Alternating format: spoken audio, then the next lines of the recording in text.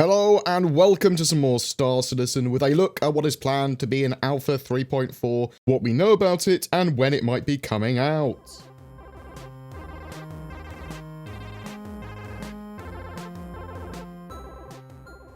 So let's take a look at the 3.4 roadmap to start with. They're going to be adding Mission Giver Wallace Klim to Levski, so that's going to be a whole new mission giver and set of missions.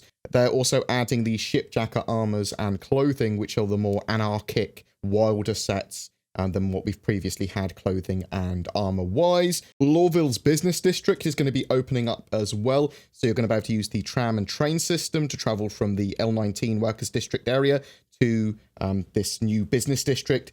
The area is planned to have new shops, NPCs, missions, and I believe gardens. We're not sure to what extent we're going to have access to the giant Hurston Dynamics HQ building, but hopefully we'll have at least some very ground level views of it or whatever. Maybe go inside, have a look at like the reception area, something like that. I'm hoping that we can go all the way up in it or up to a certain floor and look across the city, something like that, but we don't know what sort of interaction we're going to have at this early stage. General improvements are being made to smooth locomotion for FPS combat AI and the AI network synchronization related to that. This includes a more robust character avoidance and an updated strafing animation set for combat AI. They should be a lot smarter now. They should be able to avoid damage a lot better.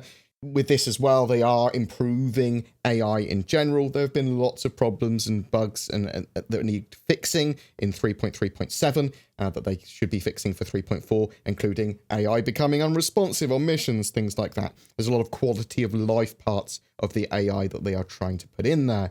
There's a variety of new ships for 3.4 as well. The Anvil Hawk bounty hunting ship. This is a light fighter that goes for speed over agility to help run down targets. It boasts an EMP and a single compartment for a bounty to be placed in. It's not going to have the full bounty hunting mechanics yet. Unfortunately, we might start to see inklings of more bounty-esque missions, though. But this is more going to be flavor text combined with go and find this person or go over here and get this item or whatever. The freelancer variants are also here. The Max, which is the hauling variant, the Der, which is the exploring variant, and the missile boat variant. The Reliant Core is getting some revisions ahead of its variants releasing in 3.5. They are making an update to the base model, reworking the cargo area, updating the landing gear, and making adjustments to the ramp. We're also going to get the 600i Touring Luxury module. So this looks to be a variant of the 600i Exploring version at this stage, rather than a module that you can change out on the Vehicle Manager app on the Mobiglass. So bear in mind that only people that have actually got the luxury version are likely to be able to use that module. You're not going to be able to get it separately at the moment. Eventually, we will have modularity to ships, but we don't really have that at this stage. There are some new weapon updates as well. They're revising the Joker Sucker Punch Distortion Cannons, size 1 to 3, as well as the Bearing Sawbuck Ballistic Repeaters, size 1 to 3. And there's a new FPS weapon, the Castak Arms Ravager 212, a dual-barreled shotgun. Core tech-wise, they're finishing off object container streaming tasks from 3.3's branch. This is code conversion improvements, continuing to convert all the legacy Lua code to C++, and sort of like help using that to improve performance and giving greater flexibility for multi-threading.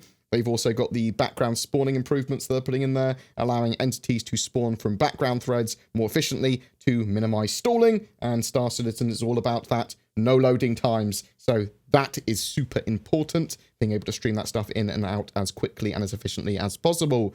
There is going to be various quality of life improvements and fixes to FOIP and VoIP, and improvements to the video comm system. They're adding support for a simultaneous proximity-based server-wide VoIP channel, along with the dedicated channels, including the ability to mute individual contacts, integration with object container streaming, and FOIP calibration and other performance improvements. Lots and lots going into that, getting FOIP and VoIP into a, hopefully, very usable, workable, functionable state. In addition to ongoing performance improvements, they're also putting a lot of time into procedural city rendering performance. So this is the development of technology that allows large procedural cities to render more efficiently in Engine, regardless of distance from the camera. Obviously, it's going to be used a lot for ArcCorp, but is used now in Lorville and potentially Levski as well. And these are areas that we have huge frame drops compared to what is amazing frame rates elsewhere now. So hopefully that should help quite a lot. Gameplay-wise, they are adding the functionality that allows players to rent ship items with rec for use in Arena Commander via the in-game menus.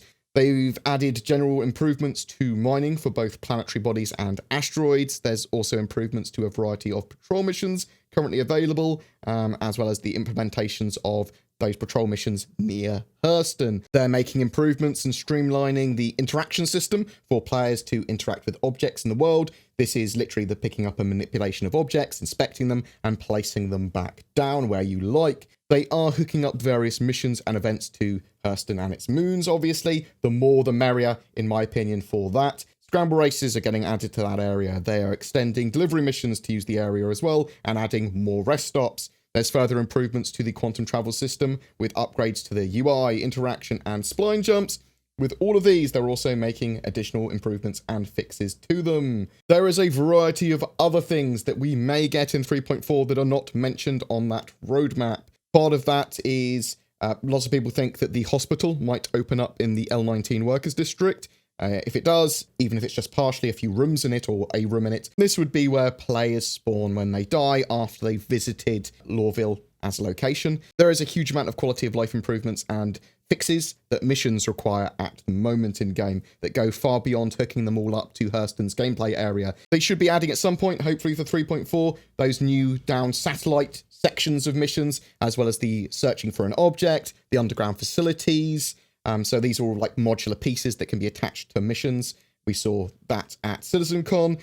They need that FPS AI to go along with them, and they are making improvements to AI for 3.4, for ship combat, for the AI on the ground. As I said, this is expected for 3.4, but not 100% confirmed. The more they get working with all those current missions as well, so NPCs, mission givers, getting them working so that we can consistently complete missions without waypoints not working, without them becoming unresponsive partway through or at the end of the mission, that would be great. It is essential, really, in my opinion, for that to be done. This should also mean that Clover Star Neely is properly hooked into the game, so we should be able to see his full set of missions. And more generally with the gameplay area, we should have missions that are entirely localized around Hurston and its moons, potentially some that are totally just on Hurston, so that you could leave Lorville with a vehicle rather than a ship and go and do missions just on that planet and effectively live there.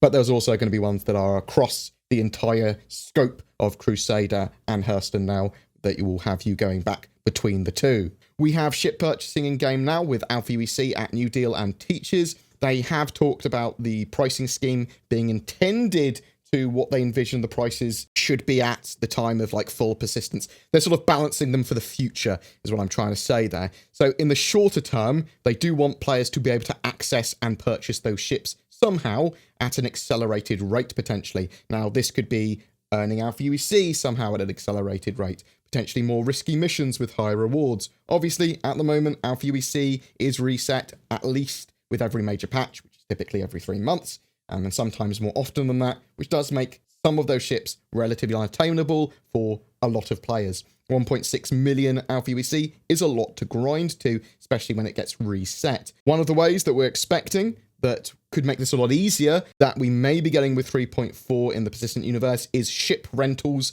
from Vantage Rentals at Lorville's Tisa Starport. The kiosk is already there for it. We know that the rentals work from the Anniversary Expo. That allowed players to add ships to their account for a certain amount of hours. This accessibility to ships at a reduced Alpha UEC price for limited periods of time would be a huge step towards giving players a much better gameplay experience and being able to test ships, being able to get into the game with just a game package, even now, and be able to test all the ships. That would be fantastic. Release date and time-wise on 3.4, the Evocati phase is going to be pretty damn soon, possibly by the end of this week. So that would be 7th of December within the next couple of days, and a potential live build or every person PTU build is being pushed, I believe, for the 20th, 21st of December, if possible. For me, I want as much quality of life as possible in this 3.4 patch. It's something that has to tide us over until March 2019, potentially. Lorville and Levski's performance problems, they need to be in a good place. And most importantly, missions. Missions need to be hooked up all over the Hurston area. All those missions that we have in game need to work without bugging out or being uncompletable. The amount of people, like, I suppose, long-term backers that have been playing the game for years that have been unable to complete a single Miles Eckhart or Ruto mission or even a delivery mission is worrying. And I'd like to see accessibility to that gameplay for 3.4. It is effectively 3.4, a extension of that 3.3 branch. There's nothing super new or exciting there. It is quality of life updates. It's getting everything working properly. So let's hope that actually is what is going to happen. We are going to have to wait for 3.5 and March 2019 for a lot of the meat that I wanted in 2018. A lot of it got pushed back to then. And that's going to bring the new flight model, character customization, DNA system stuff, female characters, Arc Corp, and a lot more in terms of gameplay mechanics.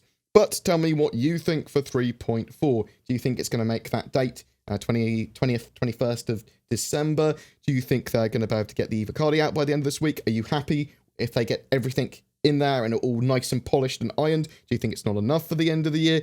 They are planning to sort of like have these last major patches of the year be a bit smaller and more quality of lifey, I believe now, because they don't want people over the new year and for the first part of January where there's limited office support having a bad gameplay experience. So that does make sense. But tell me what you think in the comments below. I'd love to hear from you. We will be giving away another Saber Raven with a CitizenCon digital goodies pack. All you need to do is be subscribed to my channel and comment on any of my videos in December to be in for a chance of winning. And some other giveaways may appear and some other stuff along the month, but I will inform you when that happens. If you are considering getting or upgrading your gaming PC for Star Citizen or any other game for that matter, instead consider the Shadow Cloud gaming service. It's a subscription-based service that leverages your internet connection to turn any appropriate device, whether it be an old PC, smartphone, tablet, and more, into a powerful Windows 10 gaming PC. It's been working well in the latest 3.3.0 PTU patch of Star Citizen. I'm going to try and maintain a best practices guide on my website as well. More information is available in the links below, and if you do decide to try it, use the code BoredGamer to get a discount. Thanks for watching, guys, and I'll see you in the verse.